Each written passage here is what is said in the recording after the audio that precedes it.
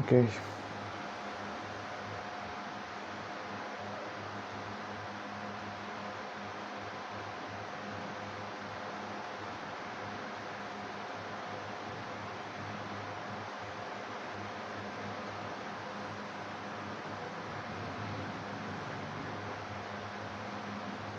All right.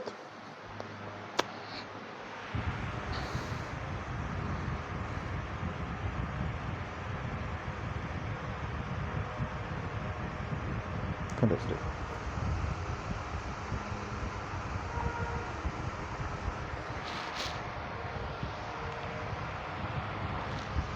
ওকে, আসসালামু আলাইকুম সবাইকে। আশা করি সবাই অনেক অনেক ভালো আছো। সবাইকে আমন্ত্রণ জানাচ্ছি আমাদের মেডিকেল থার্স্টার্সে।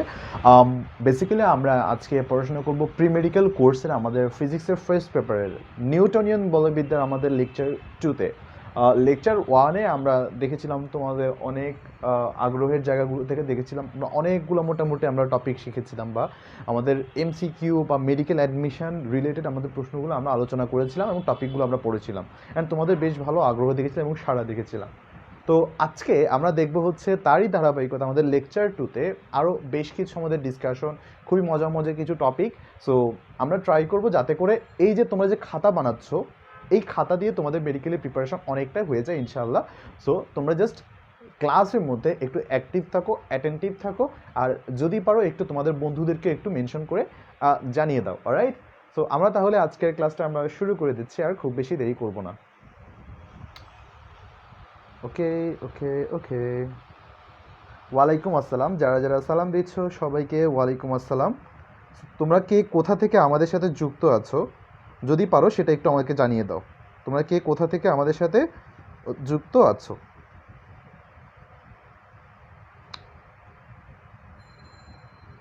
গ্রেট।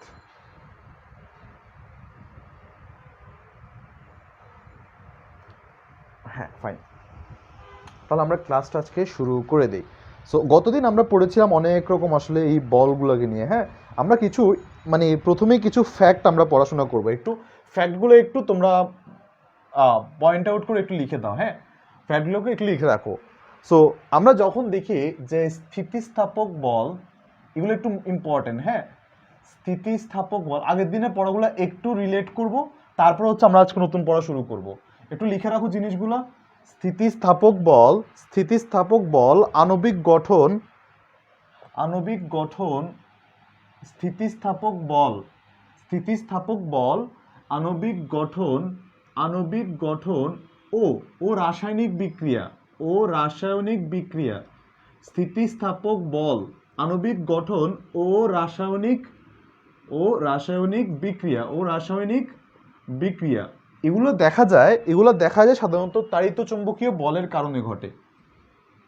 ইত্যাদিতে বা বিক্রিয়াতে তাড়িত চুম্বক তাড়িত চুম্বক বলের প্রকাশ ঘটে, বলের প্রকাশ ঘটে। সো বেসিক্যালি দেখা যায় যে স্থিতিস্থাপক বলের ক্ষেত্রে কিংবা আণবিক গঠনের ক্ষেত্রে, মানে পদার্থের যে আণবিক গঠন সেটা, কিংবা রাসায়নিক বিক্রিয়াতে, এই তিনটা জায়গায় এদের বিকাশ ঘটে। ফেনী থেকে কে কোথা থেকে আসো আমাকে একটু জানিয়ে দাও। হ্যাঁ, গ্রেট। ফেনী হচ্ছে আমার বাসা, আমার গ্রামের বাড়ি। অলরাইট, সো আণবিক গঠন, রাসায়নিক বিক্রিয়া, এই তিন জায়গায় কোন বল? তাড়িত চুম্বকীয় বলের প্রকাশ ঘটে। আরও কিছু ছোট ছোট ইনফরমেশন তোমাদের জানা দরকার। আগের দিন আমরা কি জেনেছিলাম যে স্ট্রংগেস্ট বল কোনটা, একদম সবচেয়ে শক্তিশালী বল কোনটা, সেটা হচ্ছে সবল নিউক্লিয় বল। সবচেয়ে শক্তিশালী, সবচেয়ে শক্তিশালী, সবচেয়ে শক্তিশালী বল, স্ট্রংগেস্ট ফোর্স কোনটা, সেটা হচ্ছে সবল নিউক্লিয় বল, সবল নিউক্লিয় বল, সবল নিউক্লিয় বল। সবচেয়ে দুর্বল কোনটা? সবচেয়ে দুর্বল যেটা সেটা হচ্ছে, সবচেয়ে দুর্বল হচ্ছে কোনটা বলো তো, তোমরা বলো, বলো তোমরা দেখি। সবচেয়ে দুর্বল হচ্ছে মহাকর্ষীয় বল। এটা আমরা আগের দিন আমরা ডিসকাস করেছিলাম। তবে তোমাদের না খুবই গুরুত্বপূর্ণ একটা ইনফরমেশন আসলে জানা দরকার।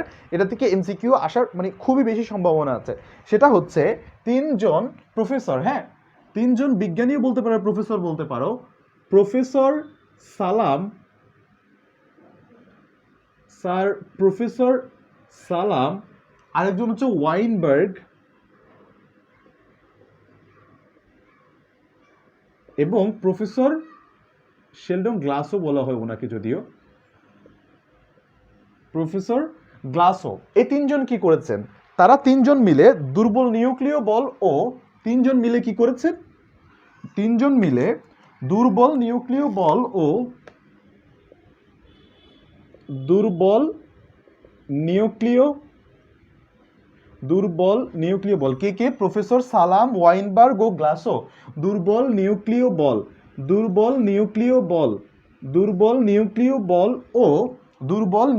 বল ও তাড়িত চুম্বক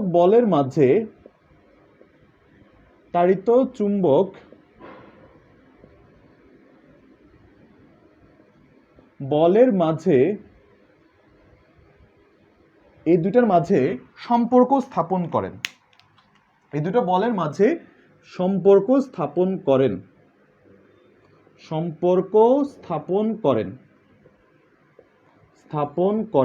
শুধু কি সম্পর্ক স্থাপন করেই শেষ? এই যে শুধু যে সম্পর্ক স্থাপন করছে এখানেই কাহিনী শেষ না। এই যে সম্পর্ক যে স্থাপন করছে এটাকে একটা তারা পেপার বা একটা গবেষণার রূপ দেয়। এই গবেষণাটাকে তারা বলে বা একটা থিওরিতে রূপ দেন, এটাকে বলা হয় সালাম ওয়াইনবার্গ তত্ত্ব। এটা একটু মাথায় রাখবা, হ্যাঁ?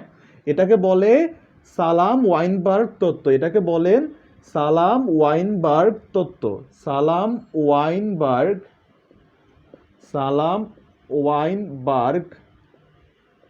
তত্ত্ব, এটাকে বলেন সালাম ওয়াইনবার্গ তত্ত্ব। তোমাদেরকে জানিয়ে রাখা ভালো, আমরা শুধুমাত্র এখানে কিন্তু মেডিকেলের পড়াশোনাই করব না, আমরা মেডিকেল স্টাইলে আগে একটু থিওরি এবং আমাদের যে ইনিশিয়ালস আমাদের দরকার, আমরা এগুলো একটু এসেনশিয়ালস আমাদের দরকার। আমরা প্রত্যেকটা জিনিস শিখবো, শেখার পরে প্রত্যেকটা চ্যাপ্টারে যে শেষ লেকচারটা থাকবে সেই লেকচারটা আমরা তোমাদের স্পেশালি হচ্ছে ওই যে অ্যাডমিশন ভার্সিটি অ্যাডমিশনের জন্য আমরা একটা লেন্দি ক্লাস রাখবো, যেটা কিনা 4-5 ঘন্টার মতো বা আরও লেন্দি হতে পারে। হ্যাঁ, আমরা একটা লেকচার রাখবো, সেই লেকচারে আমাদের যে অ্যাডমিশন স্টাইলে যত টাইপের ম্যাথ আসতে পারে, বিগত বছরে যত ম্যাথ আসছিল সবগুলো ম্যাথ সলভ করবো। ওই ক্লাস শুধুমাত্র ম্যাথ সলভের। তার মানে আমাদের 3-4টা যা লেকচার লাগে মেডিকেলের জন্য আমরা এটা শেষ করব।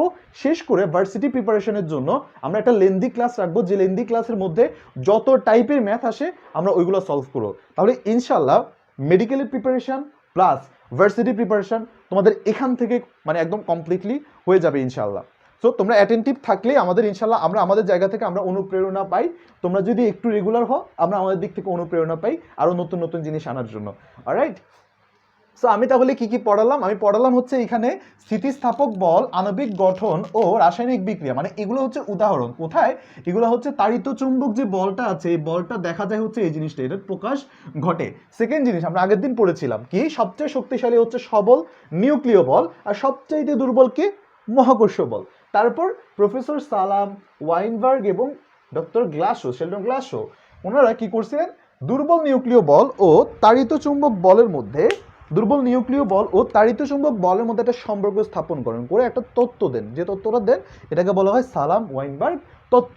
এই তিনটা জিনিস বা এই ইনফরমেশনগুলো তোমাদের মাথায় ঢুকেছে কিনা আমাকে একটু বলো। আমি একটু তোমাদের কমেন্ট পড়ে দেন আমি ক্লাসটা কন্টিনিউ করছি।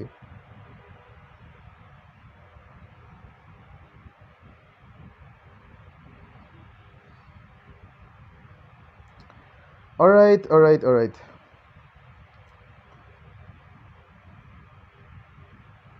ফ্যান্টাস্টিক, অলরাইট, গ্রেট, ওয়ালাইকুম আসসালাম, ফাইন। সো যদি বুঝতে পেরে থাকো তাহলে আমি লাস্ট একটা জাস্ট আগের দিনের পড়ার একটা সাম আপ দিব, মানে লাস্ট লেকচার, এটা কিন্তু আগের দিনের পড়া। হ্যাঁ, আগের দিনে তোমাদেরকে যতটুকু পড়া দিয়েছিলাম সেটার মধ্যেই এতটুকু আগের দিনের পড়াটুকুই। আমি জাস্ট একটা লাস্ট সাম আপ দিব, সেটা হচ্ছে মহাকর্ষ বল সবচাইতে মুরগি বল, মানে সবচাইতে দুর্বল বল, তার থেকে একটু বেশি কার? দুর্বল নিউক্লিয় বল।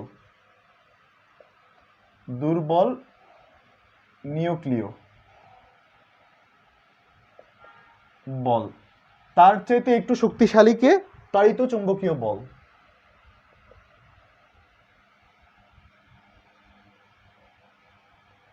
তার চাইতে সবচাইতে শক্তিশালী মাচোম্যান কি? সবল নিউক্লিয়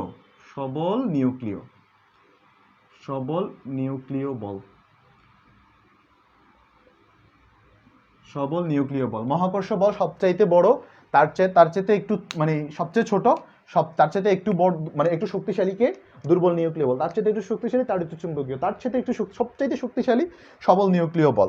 সো এগুলা তার এটা কি ইসাক স্যারের বই? হ্যাঁ, ইসাক স্যারের বই অনুযায়ী তোমাদেরকে পড়ানো হবে। মেডিকেল অ্যাডমিশনের যে পার্টটুকু আছে সেটুকু আমি ইসাক স্যারের রেফারেন্স হিসাবে আমি তোমাদেরকে পড়াবো। আর লেকচারটা তোমরা একটু যদি পারো তোমরা একটা কাজ করতে পারো, আমি তোমাদেরকে প্রেফার করবো যে ক্লাসে আমি যেসব ইনফরমেশনগুলো ইম্পর্টেন্ট বলে দিই এগুলো চাইলে তোমরা সাথে সাথে এখানে কমেন্ট করে দিতে পারো, যাতে করে সাথে সাথে তোমাদের নিজেদের আত্মস্থ হয়ে যায়। যখন কমেন্ট করবা মিনিমাম 10 বার জিনিসটা নিজে নিজে পড়বা। আমি যখন বলবো না এই জিনিসটা ইম্পর্টেন্ট বা তোমার কাছে ফিল হতে পারে এই জিনিসটা ইম্পর্টেন্ট, তুমি 10 বার পড়ে কমেন্টের মধ্যে লিখে দিতে পারো, এতে করে দেখবা যে তোমার পড়াটা হয়ে যাবে। অলরাইট, সো আমি এখন কিছু জিনিস পড়াবো, এগুলো একদমই মুখস্থ টাইপের, কিন্তু মানে কষ্ট হবে না আশা করি, একটু জেনে রাখবা, জানার জন্য দরকার। মহাবিশ্বে আমরা জানি হচ্ছে জড়তা কাকে বলে। জড়তা ছোটবেলা থেকে পড়ে আসতেছি। জড়তা কাকে বলে? জড়তা হচ্ছে এই যে আমরা পড়াশোনা করি না, বলে যে না আমরা কালকে ধরবো, ধরো পড়াশোনা হচ্ছে না, পড়াশোনার টেনশন, এই পড়াশোনা হচ্ছে না, ভালো কথা, এই যে কালকে করব, পরশু করব, এই যে নিজেদেরকে রানিং করতে পারছি না, আমাদের কমফোর্ট জোন পড়াশোনা না করাই হয়ে গেছে, এই জিনিসটাকে বলা হয় জড়তা। মানে একটা বস্তু যে অবস্থায় আছে তাকে সেই অবস্থায় যে থাকার যে প্রবণতা, যেটা মানে বসে আসতো বসেই আছি, সো ওই যে একটা প্রবণতা, সময় নষ্ট করছি তো করছি, এই যে একটা প্রবণতা, এটাকে বলা হয় জড়তা। সো জড়তা সাধারণত আমাদের আমরা দুই প্রকারের জড়তা চিনি। একটা হচ্ছে গতি জড়তা, একটা হচ্ছে স্থিতি জড়তা। আমি জানি তোমরা এগুলো জানো, তবুও একবার আমি রিমাইন্ডার দিয়ে দিলাম। স্থিতি জড়তা অবস্থানের না পরিবর্তনের কারণে যে জড়তা সৃষ্টি হয়। স্থিতি জড়তা কোনো কিছু গতিশীল থাকার কারণে যে জড়তা সৃষ্টি হয় তাকে বলা হয় গতি জড়তা। এই বাসের উদাহরণ তোমরা জানো। আর একটু যদি ডিফারেন্টভাবে বলতে চাই, যে পড়তেই থাকে, যে রেগুলার স্টুডেন্ট, যে সারাদিন তার কাছে পড়ার মধ্যে আনন্দ খুঁজে পায়, তাকে আমি যদি বলি তুমি না এখন একটু যাও, এখন একটু দেখো, ফেসবুকটা চেক করো, এখন একটু অন্য কাজ করো, সময় নষ্ট করো, সে কিন্তু এটা বলবে না, সে তাই পড়তেই চাবে। তার মানে সে পড়ার মধ্যে তার আনন্দ খুঁজে পায়, সে হচ্ছে পড়াশোনার জীবনে বা তার যে আসলে ইয়ার দিক থেকে পড়াশোনার লাইফটাকে সে এনজয় করতে শিখতেছে, তারটা গতিজড়তা, তার পড়াশোনা এগিয়ে যাচ্ছে। যে সময় নষ্ট করতেছে, যে মনে করো সারাদিনের মধ্যে যে পড়াশোনা করতেছে না, ও আচ্ছা পরীক্ষার তো এখনও সময় আছে ভেবে যে বসে আছে, তারটা তো স্থিতি জড়তা হিসাবে সে একদম পিছিয়ে পড়বে। সো একদম রিয়েল লাইফ এক্সাম্পল। সো তাহলে আমাদের হিসাবগুলো কি আমরা গতি জড়তা স্থিতি জড়তা নিয়ে একটু আইডিয়া নিলাম। সো আমরা এরপরে যেটা করব সেটা হচ্ছে যে নিউটন একটা কাজ করেছিল, সেটা হচ্ছে 1687 সালে নিউটন বেসিক্যালি 3টা সূত্র দেয়। হ্যাঁ, নিউটনের 3টা সূত্র দেয়।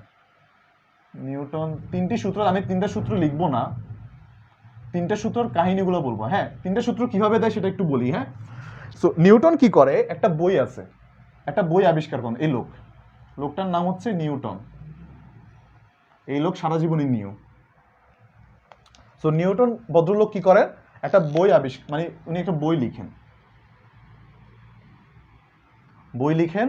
তখনকার সময় এটা রকমারিতে বেস্টসেলার বই হয়েছে, মানে রকমারি থাকলে তখনকার সময় এটা হইতো আর কি, বেস্টসেলার বই হতো।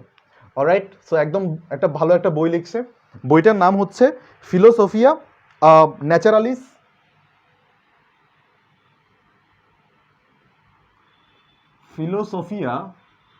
এখানে কিন্তু আবার সোফিয়া টোফিয়া কেউ না, কিন্তু এটা ফিলোসফি থেকে আসছে।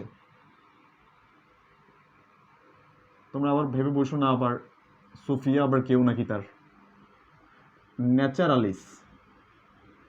ফিলোসোফিয়া ন্যাচারালিস, তারপর প্রিন্সিপিয়া ম্যাথমেটিকা।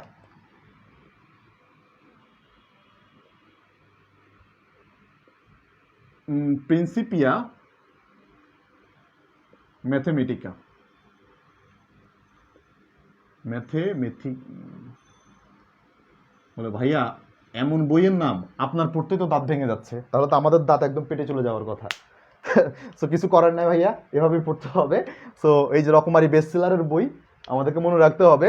নিউটন কত সালে বের করছিলেন? নিউটন মহাশয় 1687 সালে বের করেছেন। এগুলা সবচাইতে ইম্পর্টেন্ট পার্ট কিন্তু এটা না, সবচাইতে ইম্পর্টেন্ট পার্ট হচ্ছে তিনি না 3টা জিনিসের উপর, একদম 3টা মূল জিনিসের উপর ভিত্তি করে এই জিনিসটা করেন।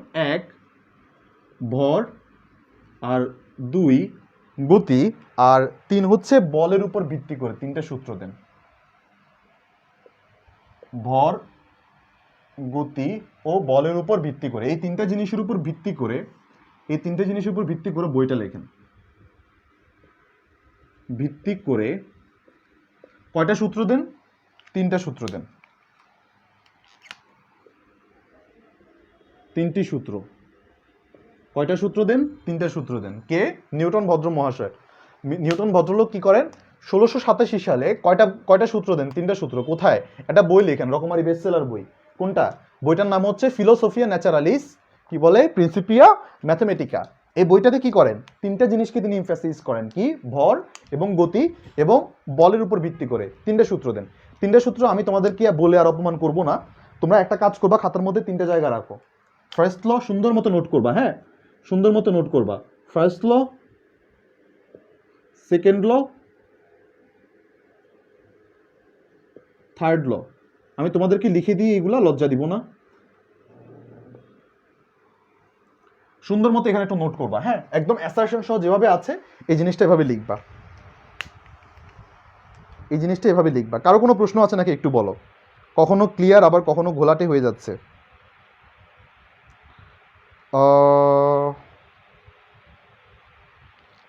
সাদিয়া স্নিগ্ধা লিখেছে, গ্রেট। আমাকে একটু বলো তোমাদের কোনো কনফিউশন আছে কিনা, নাকি সব ক্লিয়ার? এখন পর্যন্ত যা পড়িয়েছে সব ক্লিয়ার কিনা আমাকে বলো।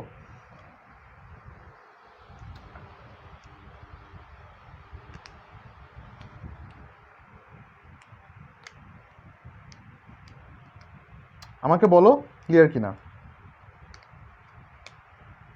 ক্লিয়ার ভাইয়া, থ্যাংক ইউ। ওকে, আমি তাহলে তোমাদেরকে কি করব ভাইয়া? তাহলে কি ভাইয়া আপনি এটা নিয়ে কিছু পড়াবেন না?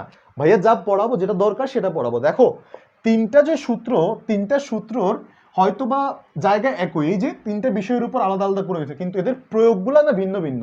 3টার আলাদা আলাদা স্পেসিফিক ইয়ে আছে। একটা ছক করো, first law, second law, third law. একটু দাও যে ব্যবহারগুলো কোথায় কোথায়, এই জিনিসগুলা একটু দাও। এই যে সূত্রগুলোর একটু লিখো, টাইটেলটা দাও, সূত্রগুলোর প্রয়োগ। এটা খুবই ইম্পর্টেন্ট, হ্যাঁ, এটা একদম পারলে নিজেরা চার্ট বানায় সুন্দর মতো নোট করে রাখবা। সূত্রগুলোর প্রয়োগ, 3টা সূত্র। একটা হচ্ছে ফার্স্ট ল, চার্ট করো, ফার্স্ট ল, সেকেন্ড ল, দ্বিতীয় সূত্র, আর এটা হচ্ছে অবভিয়াসলি থার্ড ল। আমি একটা একটা করে আমি আগাই, হ্যাঁ, কোনটাতে কোন জিনিসটা নিয়ে কথা বলে বেশি। ফার্স্ট ল একদম যে জিনিসটা আমাদেরকে ফার্স্ট ল শিখায় সেটা হচ্ছে ডিরেক্টলি জড়তা এবং বলের সংজ্ঞা শিখায়। খেয়াল করবা, প্রথমে হচ্ছে জড়তা নিয়ে আমাদেরকে আইডিয়া দেয়। ফার্স্ট ল ডিসকাস করে জড়তা নিয়ে, প্রথম জড়তা সম্পর্কে আইডিয়া দেয় যে না, স্থির বস্তু চিরকাল স্থির থাকতে চায়, বা একটা বস্তু চিরকাল যেভাবে থাকতে চায় তাকে আমরা আসলে বলো, ওই যে বাহ্যিক কোনো বল প্রয়োগ না করলে কোনো স্থির বস্তু চিরকাল স্থির থাকে, গতিশীল বস্তু সমত্র মানে এতে সুষমভাবে চলতে থাকে এদিকে। সো এবার দেখো এখানে ক্ষেত্রে আমরা কি বলি, জড়তার ক্ষেত্রে আমরা আইডিয়া পেলাম। এছাড়াও সে আরেকটা জিনিস শিখায়, সেটা হচ্ছে আমাদেরকে বলের সংজ্ঞা শিখায়। খেয়াল রাখবা, বল সম্পর্কে কিন্তু এখনো সবকিছু বলে নাই, শুধু সংজ্ঞাটা দেয়। সো বলের সংজ্ঞা শিখায়। ফার্স্ট ল আমাদেরকে বলের সংজ্ঞা দেয়, বাহ্যিক বল কাকে বলে, এই জিনিসগুলা।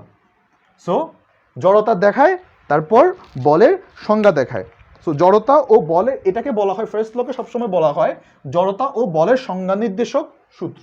জড়তা ও বলের সংজ্ঞা নির্দেশক, জড়তা ও বলের সংজ্ঞা নির্দেশক, জড়তা ও বলের সংজ্ঞা নির্দেশক, জড়তা ও বলের সংজ্ঞা নির্দেশক সূত্র। তার মানে আমাদেরকে কি দেয়? দুটা জিনিস দেয়, এক জড়তা, দুই হচ্ছে বলের সংজ্ঞা নির্দেশক। এরপর আমার কাহিনী, এবার আসো। মানে আমার তো বল থাকলেই হইলো না ভাইয়া, বল তো অনেক রকম আছে, টেনিস বল আছে, ফুটবল আছে, রাগবি বল আছে, আমার অনেক কিছু বল থাকতে পারে, ভলিবল আছে। এখন এই বল তো থাকলে হবে না, ফিজিক্সের বল যে, এটা আমি বুঝলাম। আচ্ছা, ওই বলের চেয়ে ফার্স্ট লতে আমি বুঝলাম, আচ্ছা এই বল আর ওই বল একই জিনিস না, এই বলটা কাহিনী আছে, হিসাব নিকাশ আলাদা, সংজ্ঞাটা জানলাম, একে কি করে গতি নিয়ন্ত্রণ করতে পারে, এই হ্যানতেন হ্যানতেন জিনিসপাতি। কিন্তু যখন আমরা সেকেন্ড লতে যাই, সেকেন্ড ল আমাকে কোয়ান্টিটেটিভ মেজার দেয়। ভাই জিনিসটা কি একটু খেয়াল করো, আমি কিছু পয়েন্ট লিখবো এখন, একটু খেয়াল করবা। পয়েন্টগুলো একটু খেয়াল করো। সো বলের অভিমুখ সম্পর্কে জানায়, বলের অভিমুখ মানে কোন দিকে তুমি বল প্রয়োগ করছো, বলের অভিমুখ সম্পর্কে আমরা জানতে পারি, বলের পরিমাপ সম্পর্কে জানতে পারি, বলের পরিমাপ সম্পর্কে জানতে পারি সেকেন্ড লতে এসে। শুধু কি তাই না, ওই যে ছাগলকে পিছনে ইয়া দিলে একটু আঘাত প্রদান করলে কি করে মে, এটা সবাই জানে এই ছোটখাটো যোগটা, দেখো এই লেম যোগটা।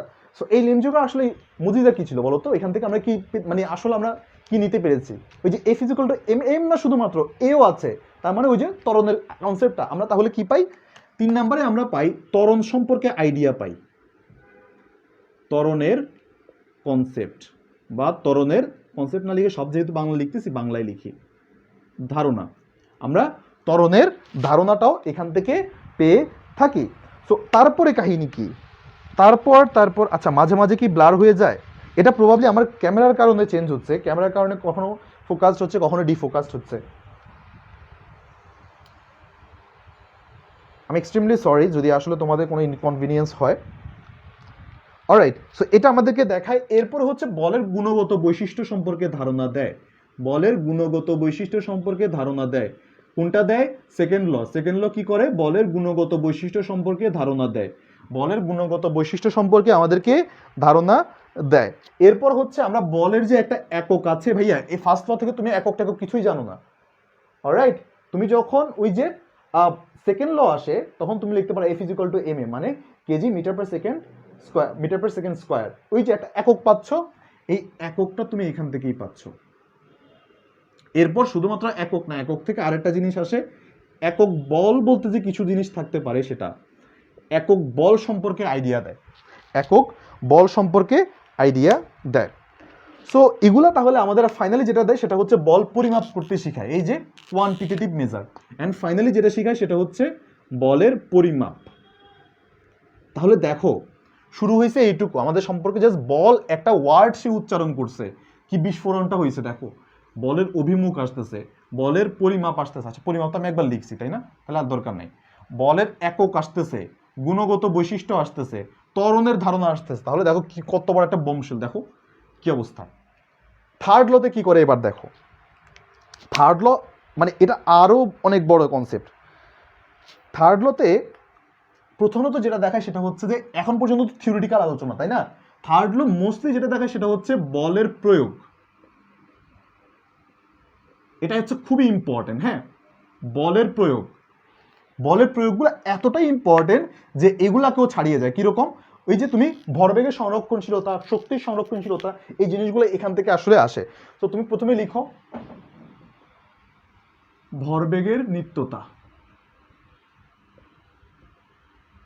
ভরবেগের নিত্যতা, ভরবেগের নিত্যতা আমরা এখান থেকে থার্ড ল থেকে পেয়ে থাকি, ভরবেগের নিত্যতা আমি পেয়ে থাকি। যেমন আবার রকেটের ইতিহাস, রকেটের উড্ডয়ন, রকেটের উড্ডয়ন, রকেটের উড্ডয়ন, বন্দুকের গুলি ছোড়া, বন্দুকের গুলি ছোড়া, বন্দুকের গুলি ছোড়া, আর আর আর এটা ঘোড়ার গাড়ির একটা হিসাব নিকেশ আছে, আবার ঘোড়ার গাড়ির টান, আর দরকার নেই, এগুলো বই থেকে উদাহরণ নেয়া, ঘোড়ার গাড়ির টান। সো এই জিনিসগুলো একটু, এই চার্টটা একটু যত্ন করে তোমরা একটু পড়বা, কারণ এই চার্টের মধ্যে অনেকগুলো এমসিকিউ আছে। হ্যাঁ, হয়তো দেখবে 3টা দিয়ে আছে, একটা এক্সট্রা দেয় না, বলছে কোনটা নয়, তুমি তাকে আসছো কোনটা ভুলে যেতে পারে, এগুলো একটু মাথায় রাখো। হ্যাঁ, এগুলো একটু মাথায় রাখো।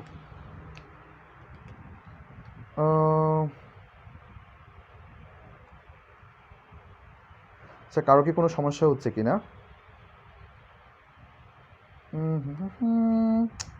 অলরাইট জি, সব যদি ক্লিয়ার থাকে আমাকে একটু জানাও তোমরা, তোমাদের কাছে সব কিছু কি ক্লিয়ার কিনা।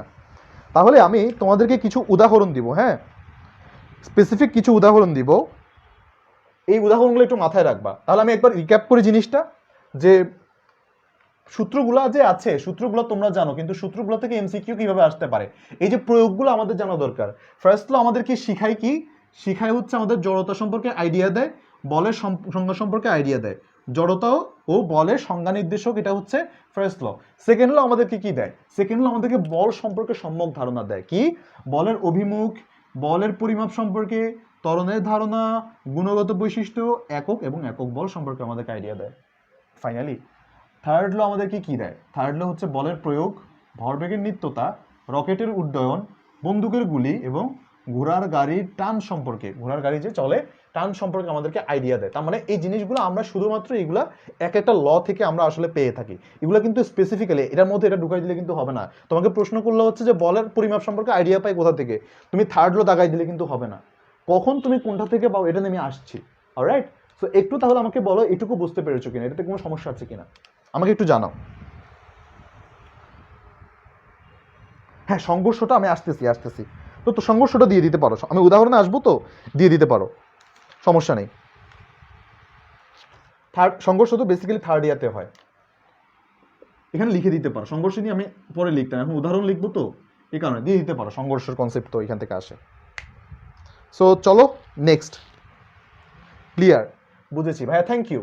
সো আমি তাহলে চলো এবার থার্ড ল এর ইমপ্লিমেন্টেশনটা দেখাই। তৃতীয় সূত্রের প্রয়োগের উদাহরণ আমি কিছু তাহলে লেখাবো, উদাহরণ লিখাবো। উদাহরণ হচ্ছে থার্ড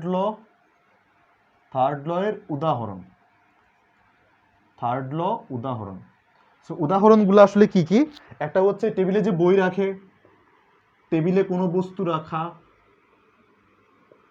টেবিলে কোনো বস্তু রাখা, এটা উদাহরণ থাকতে পারে। টেবিলে কোনো বস্তু রাখা, তারপর হচ্ছে যে আমরা যে দাঁড়িয়ে আছি সেটা, বন্দুকের গুলি, বন্দুকের গুলি, গুলি, আমাদের দাঁড়িয়ে থাকা, হাঁটাও হতে পারে, দাঁড়িয়ে থাকা, এগুলো সব থার্ড ল এর ফলে আমাদের আশীর্বাদে আমরা এগুলা পেয়ে থাকি। নৌকা থেকে লাফ দেওয়া, ব্যাটে বলে, এগুলা পায়ে হাঁটা, পায়ে হাঁটা, নৌকা থেকে লাফ দেওয়া, নৌকা হতে লাফ দেওয়া, এগুলো একটু সুন্দর মতো লিখে রাখো। হ্যাঁ, নৌকা হতে লাফ দেওয়া, নৌকা হতে লাফ দেওয়া। তারপর হচ্ছে ব্যাটে বলে সংঘর্ষ, ব্যাটে বলে সংঘর্ষ। এন্ড তারপর ফাইনালি হচ্ছে যে ঘোড়ার গাড়ি, ঘোড়ার গাড়ি টান বলেছি। এগুলাই জাস্ট মোটামুটি এগুলো একটু মাথায় রাখবা। থার্ড ল এর উদাহরণগুলা এগুলো একটু মাথায় রাখাটা দরকার। অলরাইট, সো তারপর চলো তাহলে ভরবেগের সংরক্ষণের জন্য এটা একটু ইম্পর্টেন্ট। হ্যাঁ, আমি এরপরে এখন যেটা সাইডে লিখে দিচ্ছি, ভরবেগের সংরক্ষণে কিছু আলাদা উদাহরণ আছে, এগুলো একটু মাথায় রাখবে, এগুলো এমসিকিউর জন্য লাগে। ভরবেগের সংরক্ষণ, ভরবেগের সংরক্ষণ এটা কিন্তু খুবই ইম্পর্টেন্ট। আচ্ছা, একজন বলছে আপনার রেকর্ডেড ক্লাস কি ইউটিউবের মধ্যে দেন? আমি এই রেকর্ডেড ক্লাসগুলো এখনো একটু করা বাকি আছে, তো যে আমাদের ক্লাসগুলো একটু এডিট করে দেওয়ার একটা ব্যাপার আছে। সো আমি কিছুদিনের মধ্যেই দিয়ে দিব তোমাদেরকে, মেডিকেল থার্স্টের ইয়েতে পাবো আমাদের। আর আমার বাকি যে ক্লাসগুলো এগুলো আমাদের কুইক অনলাইন স্কুল চ্যানেলেই আসলে দেওয়া আছে। হ্যাঁ, আমার বাকি যে ভিডিওসগুলো, আমার ম্যাথের অলরেডি অনেক বড় একটা প্লেলিস্ট দেওয়া আছে ইউটিউবে। সো তোমরা ওইগুলো দেখে নিতে পারো, আশা করি উপকৃত হবে। ইউটিউবে অলরেডি আপলোড করা হয়। সো ফাইন, তারপর চলো তাহলে আমরা একটু দেখি যে ভরবেগ সংরক্ষণের আসলে ইস্যুগুলো কি কি। সো এক, নৌকা থেকে লাফ, নৌকা থেকে লাফ, নৌকা থেকে লাফ। তবে একটা জিনিস মাথায় রাখবা, এটার ক্ষেত্রে আমাদেরকে বলে হচ্ছে নৌকা থেকে লাফ দেওয়ার সময় কোন জিনিসটা মেনটেন করতে হয়। সবসময় মাথায় রাখবা যে নৌকা থেকে, নৌকার বেগ থেকে লোকের বেগটা একটু বেশি হবে, নৌকার বেগ থেকে লোকের বেগ বেশি হবে। যখন এই কাহিনী ঘটে সবসময় দেখবা লোকের বেগটা বেশি হওয়া প্রয়োজন, যে নৌকার বেগ থেকে লোকের বেগ বেশি হবে। দুই, বন্দুকের গুলি ছোড়া, এরা হচ্ছে ভরবেগের সংরক্ষণশীলতার সূত্র। বন্দুকের গুলি ছোড়া, বন্দুকের গুলি ছোড়া। তিন যেটা, সেটা হচ্ছে রকেটের উড্ডয়ন। এরা হচ্ছে আলাদা করেই ভরবেগের সংরক্ষণশীলতার উদাহরণ। রকেটের উড্ডয়ন, রকেটের উড্ডয়ন। সো ইনশাআল্লাহ আগামীকালকে, আজকে, তারপর পরশুদিন আমরা এই 3 দিনে আমাদের এই চ্যাপ্টারের একাডেমিক, আমাদের যে একাডেমিক এবং অ্যাডমিশনের পড়াশোনাগুলো আমরা অনেকটাই র্যাপ আপ করে ফেলবো। অ্যান্ড এরপরে হচ্ছে আমরা আমাদের ভার্সিটির প্রিপারেশনটা নিব। অলরাইট, সো টানা তোমাদের সাথে আমার ক্লাস থাকবে 4 দিন ইনশাআল্লাহ। সো আশা করি বেশ ভালো কিছুই হবে। So let's move on. হ্যাঁ, আমাদের কিছু প্রতিপাদনের কিছু শর্ত আছে। হ্যাঁ, কোন জিনিসটা থেকে কোন জিনিসটা প্রতিপাদন করা হয় এগুলো একটু মাথায় রাখবে। এটা টাইটেল দাও প্রতিপাদন, একটু টাইটেল দাও সূত্র প্রতিপাদন। কোন সূত্র থেকে কোন সূত্র প্রতিপাদন করা যায় এই জিনিসটা নিয়ে একটা ব্যাপার আছে। একটু টাইটেল দাও প্রতিপাদন। প্রতিপাদন, প্রতিপাদন, প্রতিপাদন কি? এখান থেকে 2 নাম্বার সূত্র থেকে আমরা 1 নাম্বার সূত্রকে প্রতিপাদন করতে পারি। প্রথম জিনিস, প্রথমটা কি? দ্বিতীয় সূত্র থেকে আমরা প্রথম সূত্র প্রতিপাদন করতে পারি। দ্বিতীয় সূত্র থেকে আমরা প্রথম সূত্র প্রতিপাদন করতে পারি। আরেকটা জিনিস আছে, সেকেন্ড যেটা বলা হয়, আমাদের তৃতীয় সূত্র থেকে আমরা ভরবেগের সংরক্ষণশীলতার সূত্র পেতে পারি। তৃতীয় সূত্র থেকে ভরবেগের সংরক্ষণশীলতার সূত্র পাই। এটা ইম্পর্টেন্ট কারণ এগুলো এমসিকিউতে আসে। ভরবেগের সংরক্ষণশীলতার সূত্র।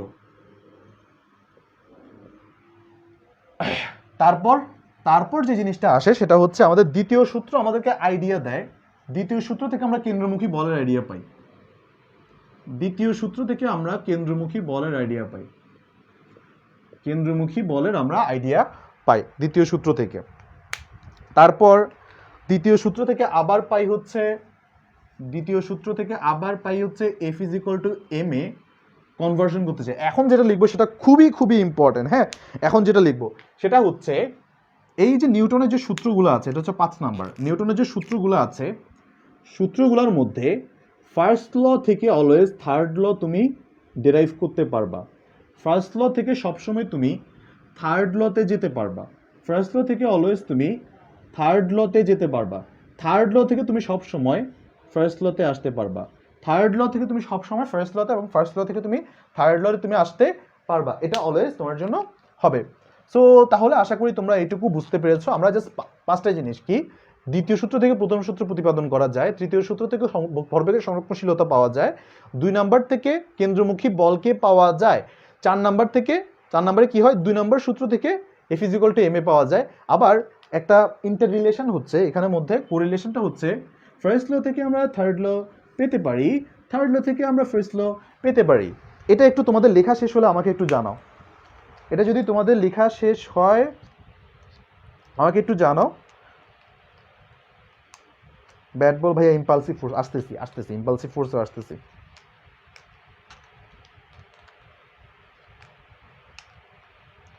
সো তোমাদের কোনো সমস্যা আছে কিনা আমাকে একটু বলো। গ্রেট, লেখা শেষ, থ্যাংক ইউ। তাহলে চলো এবার আমরা একটু ঘাত বল নিয়ে পড়াশোনা করব।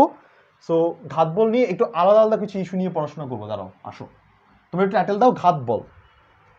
এবার আমরা চলে আসি ঘাত বলের ক্ষেত্রে। ঘাত বলের আগে সংজ্ঞাটা লিখে দিব, তারপর আমি তোমাদেরকে বোঝাচ্ছি জিনিসটা নিয়ে। সো ঘাত বল হচ্ছে খুব অল্প সময়ের জন্য খুব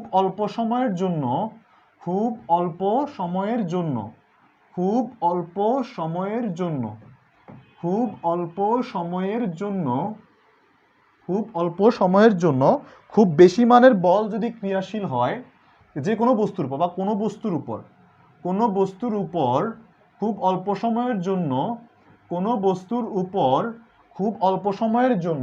খুব বেশি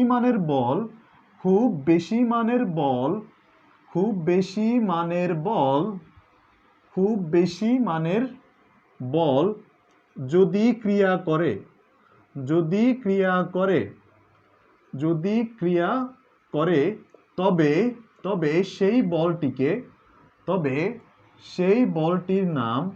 তবে সেই বলটির নাম কোনো বস্তুর উপর অল্প সময়ের জন্য, খুবই অল্প সময়ের জন্য খুব বেশি মানের যদি কোনো বল ক্রিয়া করে, তবে সেই বলটির নাম ঘাত বল।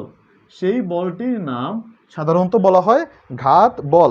ঘাত বলের উদাহরণ হচ্ছে আমাদের কত, আমি 4টা উদাহরণের নাম লিখবো। একটা হচ্ছে ব্যাটে বলে ব্যাটে বল লাগা, ওই যে ক্রিকেট খেলার সময় ব্যাটে বল লাগা একটা জিনিস, আর এটা হচ্ছে ট্রেনে ট্রেনে বা গাড়িতে গাড়িতে সংঘর্ষ, ট্রেন ট্রেন বা গাড়ি গাড়ি সংঘর্ষ, গাড়ি গাড়ি সংঘর্ষ,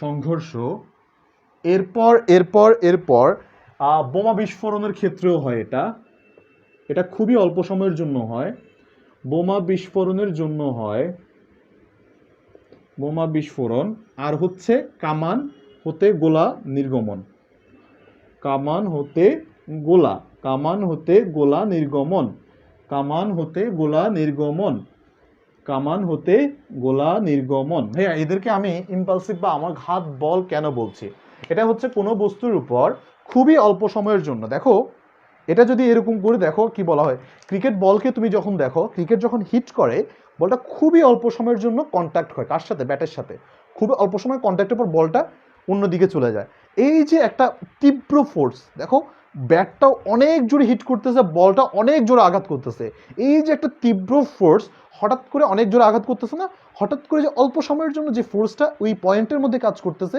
সেটাকে বলা হয় সাধারণত এখানে ঘাত বল বা ইম্পালসিভ ফোর্স। ইম্পালসিভ ফোর্স আমাদের উদাহরণগুলো কি কি দেখো তো, তো এখানের মধ্যে আমাদের উদাহরণগুলো, কেউ কি কিছু বলতেছে? শেষ, গ্রেট। তোমাদের লেখা শেষ হলো আমাকে একটু জানাই দিবা, হ্যাঁ আমার লেখা শেষ হলো, তোমাদেরও লেখা শেষ হলো, আমাকে একটু জানাই দিবা। ব্যাটে বল লাগা, ব্যাটে বল লাগলে এটা হয়, মাত্রই বললাম।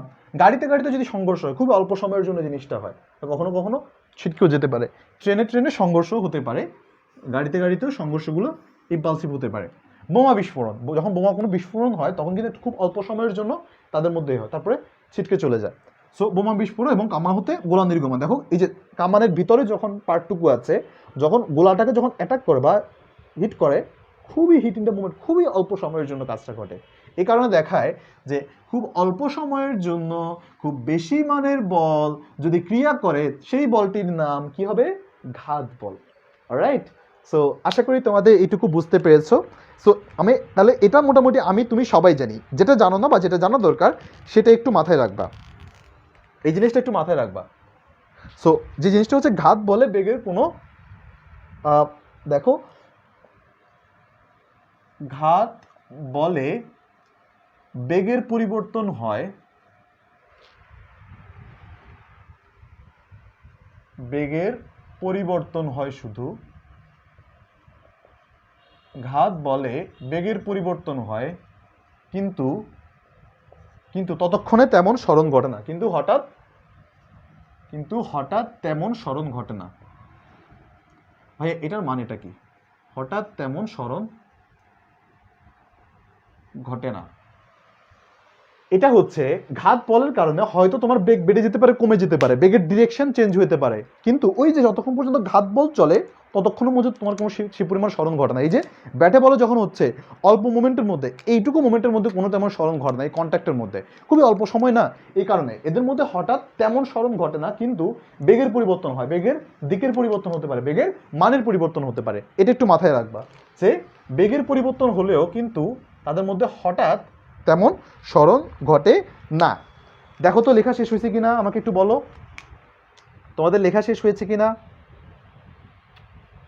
আমাকে একটু জানাও তোমাদের লেখা শেষ হয়েছে কিনা।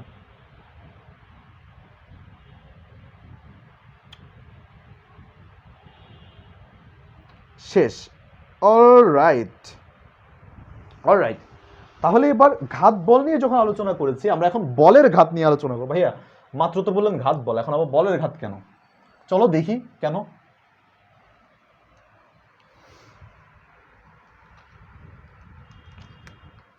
ঘাত তুমি কার? বলের, বলের ঘাত, বলের ঘাত, বলের ঘাত নিয়ে খুবই কোনো এত চিন্তা করার কারণ নাই, কোনো চিন্তার কোনো কারণ নাই। বলের ঘাত বলতে একটা জিনিস মাথায় রাখবা, তুমি মনে করো একটা বস্তুর উপর বল প্রয়োগ করলা, ওকে, বল এবং বলের যে ক্রিয়াকাল, কতক্ষণ ধরে বলটা করছো, বলের ক্রিয়া কাল, এদের যে গুণফল, মানে বল এবং বল যতক্ষণ অ্যাক্টিভেটেড, তার যে ডিউরেশন, এই ডিউরেশনটা বল ইন্টু বলের ক্রিয়াকাল, এই দুটো যদি আমি গুণফল করতে পারি তাহলে আমি যেটা পাবো, যেই রাশিটা পাবো সেটা হচ্ছে বলের ঘাত, সেটাই হচ্ছে বলের ঘাত। সো বলের ঘাতটা আমরা তাহলে সাধারণত এটাকে জে দিয়ে প্রকাশ করে, এটাকে সাধারণত জে দিয়ে প্রকাশ করে। যেকে আমি ভেক্টর চিহ্ন কেন দিলাম এটা একটু প্রুফ করা দরকার, তাই না? আমরা জানি বলটা হচ্ছে একটা আমাদের ভেক্টর রাশি, টিটা হতে পারে একটা স্কেলার কোয়ান্টিটি, হোয়াটএভার, একটা ক্রিয়াকাল। দেখো ক্রিয়াকাল মানে একটা সময়কে ইন্ডিকেট করতেছে, এফটি। আমরা আবার জানি এফ ইজ ইকুয়াল টু কি, এম এ হচ্ছে আবার ত্বরণ, তাহলে এখান থেকে আমরা বলতে পারি টি, কোনো সমস্যা নেই। তো আবার আমরা যে কাজটা করতে পারি, ত্বরণ হচ্ছে কি বলতো, ত্বরণ হচ্ছে শেষ বেগ মাইনাস আদি বেগ, এরা আবার ভেক্টর, তাদের পরিবর্তনের হার ইন্টু টি। তাহলে আমরা ঘুরে ফিরে যে জিনিসটা পাচ্ছি সেটা হচ্ছে এম ভি শেষ বেগ মাইনাস ভি নট এইটুকু। তাহলে অতএব আমি যেটা পাই সেটা হচ্ছে M V minus M V naught. দেখো তো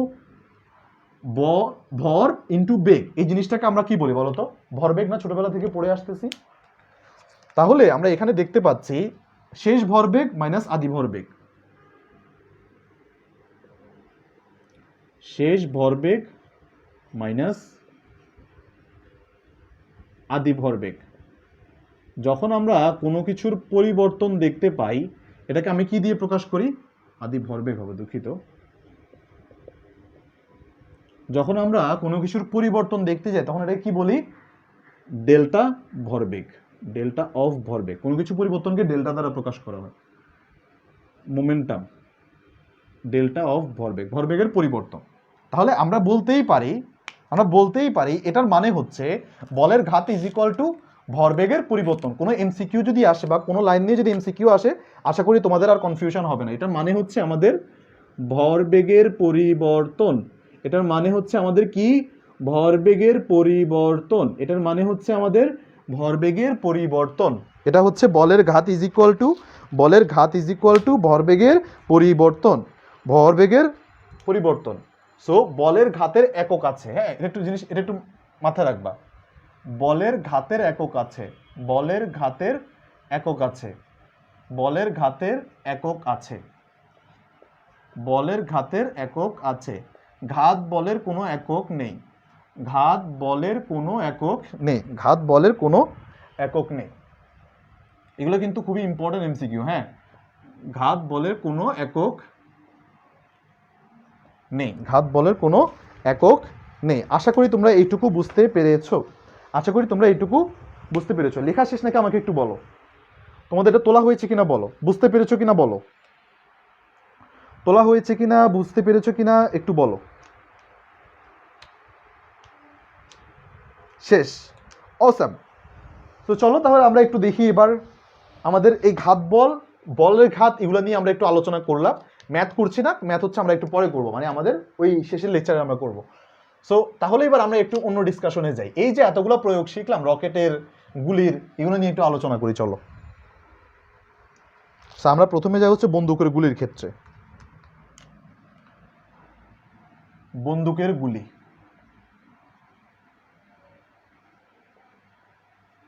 সো বন্দুকের গুলির ক্ষেত্রে অলওয়েজ মাথায় রাখবা এই যে এই জিনিসগুলো আমি যা লিখছি, দেখো একটু খেয়াল করো, যেভাবে লিখছি এভাবে একটু খেয়াল করো।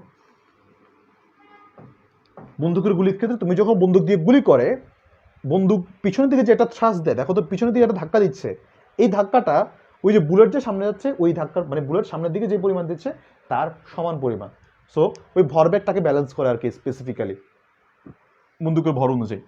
দেখো আমি এভাবে লিখবো, capital M capital V plus পুচকে এম পুচকে ভি। এই জিনিসটাকে আসলে কি মিন করে, ইজিক্যাল টু সবসময় মাথায় রাখবা জিরো, ভরবেগ সংরক্ষিত আছে। এটার মানে কি বোঝায়, তুমি যখন বড়টা লিখবা, গুলি বড় না বন্দুক বড় বলো তো, অবশ্যই বন্দুক বড়। এখানে লিখবা হচ্ছে বন্দুকের ভর,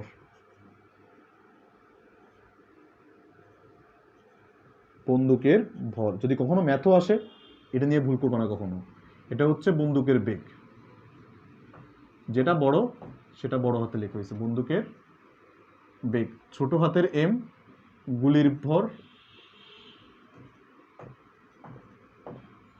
ছোট হাতের ভি গুলির বেগ। তো আমাদের যদি কখনো প্রশ্ন করে যে বন্দুকের পশ্চাৎ বেগ কত, তাহলে আমি অবভিয়াসলি কি করব, এই যে বড় ভিটা বের করব। সো বড় ভি কি, মাইনাস পুচকে এম পুচকে V divided by capital M. তাহলে আমি এটা যদি বের করতে পারি, এটাই হচ্ছে আমাদের ওই বন্দুকের বেগ। অলরাইট, সো এটা দেওয়ার দরকার নেই, সমস্যা নেই।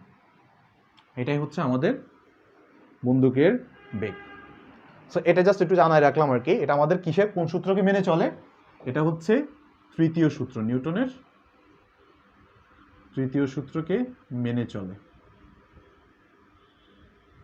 মেনে চলে। লেখা হয়েছে কিনা জানাও।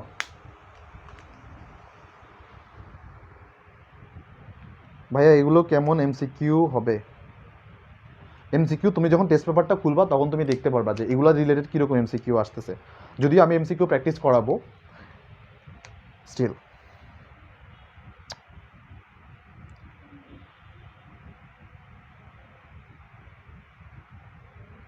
অলরাইট অলরাইট অলরাইট,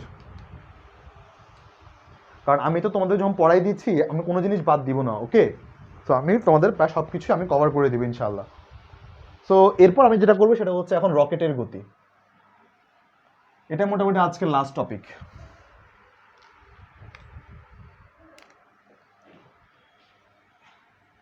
এটা কি, রকেটের গতি। রকেটের গতি, ফাইন। সো রকেটের গতির কাহিনীটা একটু বলি, হ্যাঁ? সো এটা যদি একটা রকেট হয়, সো এটা যদি একটা মনে করো যে রকেট যদি হয়, সো রকেটের ক্ষেত্রে দেখা যায় যে এই বরাবর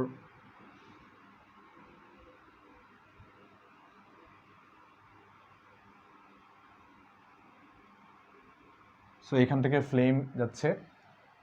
সো এই রকেটের ক্ষেত্রে সাধারণত দেখা যাচ্ছে যে একটা লাইন লিখে দাঁড়াও, রকেট হতে একটি নির্দিষ্ট হারে গ্যাস নির্গত হয়।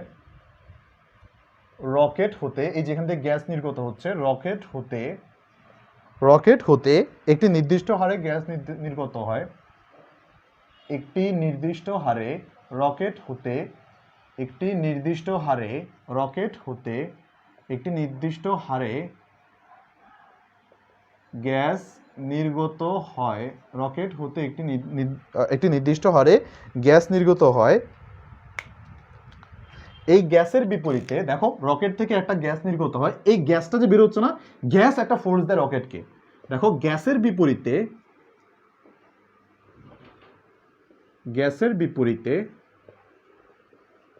একটি বল কাজ করে। একটি বল কাজ করে। এই বলটা একটি বল কাজ করে, একটি শুধু বল না, এটাকে বলা হয় স্থির বল, হ্যাঁ? রকেট হতে একটি নির্দিষ্ট হারে গ্যাস নির্গত হয়। এই গ্যাস নির্গত হয়, এই গ্যাসটার বিপরীতে একটি স্থির বল কাজ করে, যাকে বলা হয় থ্রাস্ট বলা হয়, যাকে বলা হয় থ্রাস্ট, যে একে বলা হয় থ্রাস্ট বলা হয়। এই ধাক্কা দেয়, থ্রাস্ট মানে হচ্ছে একটা ধাক্কা, নিচে থেকে একটা ধাক্কা দেয়, তাকে থ্রাস্ট বলে। এটা একটু জেনে রাখবা। সো ভালো কথা। তাহলে আমরা রকেটের গতি থেকে আমরা আসলে কোন কোন ইনফরমেশনগুলো জানবো? রকেটে জ্বালানি হিসেবে ব্যবহার করা হয় দুটো জিনিস, মানে ইনফরমেশনগুলো মাথায় রাখবা। রকেটে জ্বালানি হিসেবে রাখা হয় তরল হাইড্রোজেন।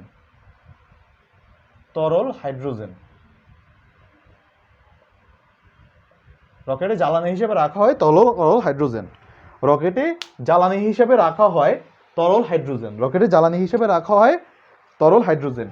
কিন্তু খুবই ইম্পর্টেন্ট, দেখো জ্বালানি হিসেবে তরল হাইড্রোজেন রাখলেও দহনের জন্য রাখা হয় তরল অক্সিজেন। দহনের জন্য রাখা হয় তরল অক্সিজেন। তার মানে আমাদের জ্বালানি হিসেবে রাখা হয় তরল হাইড্রোজেন, বাট জ্বালানি হিসেবে রাখা হয় ভাইয়া আমাদের ক্লাসটা একটু আগে দেন, বুঝলাম না। So alright. সো চলো তাহলে আমরা একটু দেখি এখন আমাদের কি কি হিসেব নিকেশ আছে। সো আমি একটু এখানে প্রতিপাদন দেখাবো একটা, হ্যাঁ? তারপর হচ্ছে বাকি জিনিসপাতিগুলো নিয়ে একটু আলোচনা করব। সো ভালো কথা। রকেটের মধ্যে একটা নির্দিষ্ট হারে দেখো রকেটে যে কনসিস্টেন্টলি কি হয়, গ্যাসগুলো চলে যেতে থাকে, জ্বালানিগুলো আস্তে আস্তে কমতে থাকে। সো রকেটের মধ্যে একটা নির্দিষ্ট হারে, এটা হচ্ছে del M by del T হচ্ছে, এটা হচ্ছে মানে জ্বালানি নির্গমনের হার, জ্বালানি নির্গমনের হার।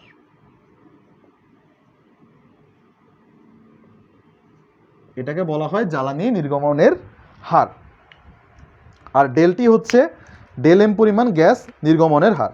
সো বইতে তোমাদের অলরেডি একটা এদিকে প্রতিপাদন দেওয়া আছে, সেটা হচ্ছে ভরবেগের একটা পরিবর্তন আছে। এই ভরবেগের পরিবর্তন হচ্ছে যে পরিমাণ জ্বালানি তোমার, এটা হচ্ছে ওই জ্বালানির একটা বেগ থাকে ডেল এম ভি। আর এছাড়াও ডেল পি একটা ভরবেগের পরিবর্তন আছে, আমরা বলছিলাম যে এফ ডেল টি এই জিনিসটা। তাহলে আমরা এখান থেকে কি সিদ্ধান্ত উপনীত হতে পারি? এখান থেকে এই সিদ্ধান্ত উপনীত হতে পারি del M into V is equal to F del T. তাহলে অতএব এফ ইজ ইকুয়াল টু আমরা কি বলতে পারি, del M del T into V. আবার একটা জিনিস আমি শিখেছিলাম, মনে আছে আমরা কি শিখেছিলাম? F equal to M A. আমরা একটা জিনিস শিখেছিলাম F is equal to M A. খেয়াল রেখো এই এম আর এ এম কিন্তু একই জিনিস না। এই এম হচ্ছে রকেটের ভর, ক্যাপিটাল এম হচ্ছে রকেটের ভর। খেয়াল করি এগুলা রকেটের ভর। ভাইয়া এগুলো কেন লাগবে? প্রতিপাদন একটা দিয়ে দিও, মাঝখানে বলো কোন কোয়ান্টিটিটা কি নির্দেশ করে, ভুল করবা কিন্তু। এটা হচ্ছে রকেটের ভর। তাহলে অতএব আমরা বলতে পারি A is equal to F by M, which means 1 by M into F এর মান কত, del M del T into V. এখানে একটা কনফিউশন আছে, খেয়াল করিও। যখন এটা সার্বজনীনভাবে ট্রু, যদি রকেটটা যদি পৃথিবীর মধ্যে থাকে, রকেটটা যতক্ষণ পৃথিবী বা মহাকর্ষ ক্ষেত্রের মধ্যে আছে, আবার বলি পৃথিবীতে যতক্ষণ আছে রকেটটা, তখন তার ত্বরণ হবে পৃথিবীতে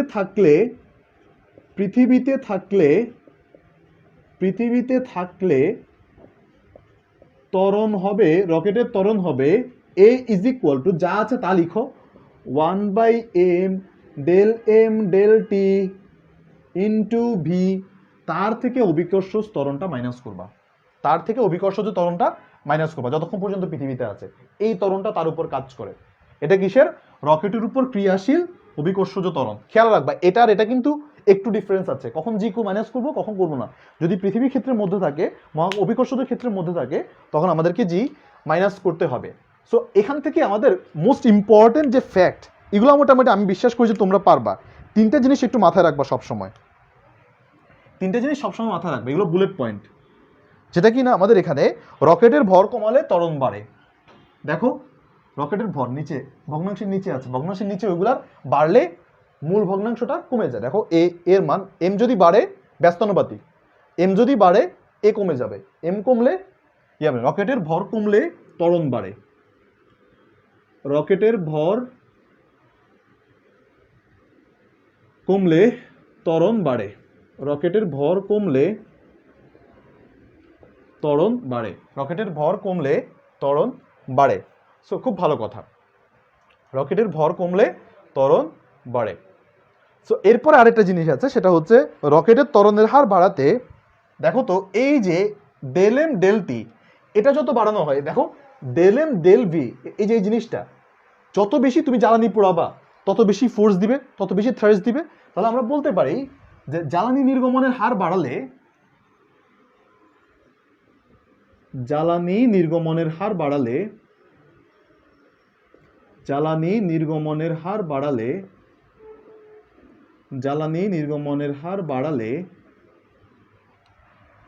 বাড়ালে আমাদের রকেটের ত্বরণ বাড়ে, রকেটের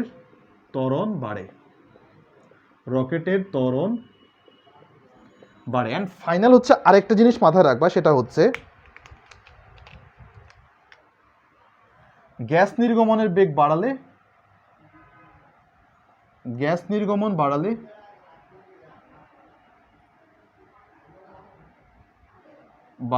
বেগ বাড়ে। সো এটা আমাদের রকেট নিয়ে যত আমাদের ইতিহাস আছে, যে রকেটের গতির ক্ষেত্রে কি কি কাজ করে, এই জিনিসটা একটু মাথায় রাখতে পারো। প্রথম ইনফরমেশনগুলো মাথায় রাখবা, এগুলা জ্বালানি হিসেবে কি তরল হাইড্রোজেন, ভুলেও কিন্তু দহনের জন্য এই জিনিসটা মানে কনফিউজ হয়েও না। দেখো যে জ্বালানি হিসেবে কি আমাদের তরল হাইড্রোজেন, কিন্তু দহনের জন্য কাকে রাখা হয়? তরল অক্সিজেনের জন্য, অক্সিজেনকে রাখা হয়। আবার এদিকে কি বলা হয়? জ্বালানি হিসেবে তরল হাইড্রোজেন, জ্বালানি হিসেবে তরল হাইড্রোজেন, দহনের জন্য তরল অক্সিজেন। রকেট থেকে একটা নির্দিষ্ট গ্যাস, নির্দিষ্ট হারে একটা গ্যাস নির্গত হয়, যে গ্যাসটা রকেটকে ধাক্কা দেয়, এটাকে কি বলা হয়? থ্রাস্ট বলে। দেন আমি একটা তোমাদেরকে সূত্র প্রতিপাদন দেখিয়েছি যে রকেটের ত্বরণটা আসলে কিভাবে হয়। কিন্তু এখানের মধ্যে কনফিউজিং ফ্যাক্টরটা কি আসলে, এই যে পৃথিবীতে থাকলে আমাদের ফর্মুলাটা যে একটু চেঞ্জ হয়ে যায়, এই জিনিসটা একটু খেয়াল রাখবেন। Okay, so there you go, alright. So আমার তাহলে এইটুকুই আমাদের কাছে, আর ব্যাপার স্যাপার থাকতে পারে। সো আমাকে একটু বলো তোমাদের এটা তোলা হয়েছে কিনা, তোমাদের এইটুকু তোলা হয়েছে কিনা।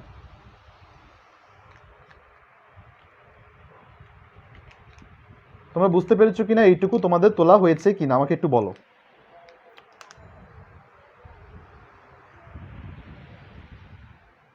একটু জানাও আমাকে তোমাদের তোলা হয়েছে কিনা। সো অলরাইট, সো আমি আর তাহলে তোমাদের আজকে আর ক্লাসটা আমি লেন্দি করছি না, যদি আমার টপিক যদিও শেষ হয় নাই। আরও একটু টপিক আছে, সমস্যা নেই, এটা নেক্সট দিন আমি শুরু করবো। আজকে আর আমি আগাবো না। ঠিক আছে, থ্যাংক ইউ সো মাচ। তাহলে আগামীকালকেই তোমাদের সাথে আমার আবার ক্লাস আছে, এই আমাদের একদম ঠিক এই সময় তোমাদের সাথে দেখা হচ্ছে। আর নোটটা জমা দিয়ে দিও গ্রুপের মধ্যে। সো সবার জন্য অনেক অনেক শুভকামনা, সবার জীবন অনেক অনেক সুন্দর হোক। সো নেক্সট লেকচারে তাহলে তোমাদের সাথে দেখা হচ্ছে। টিল দেন টেক কেয়ার, আল্লাহ হাফেজ, আসসালামু আলাইকুম।